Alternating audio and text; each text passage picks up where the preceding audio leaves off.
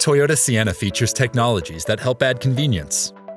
This can be seen in its available hands-free power rear liftgate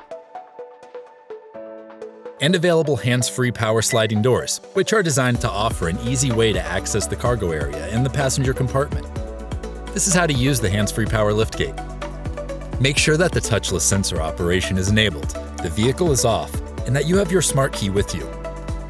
Walk up to the rear of the vehicle, noting the sensor icon located in the center.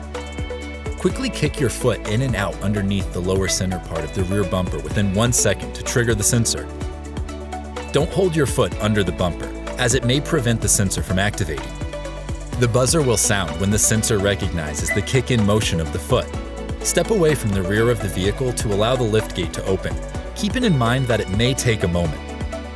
This feature also works for closing the liftgate by doing another kick motion. Alternatively, you can simply press and close the lock button and walk away.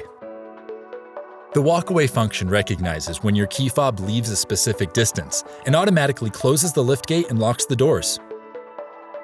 For the side doors, it's a similar process. Walk up to the side of the vehicle, noting the sensor icon located between the front and rear door.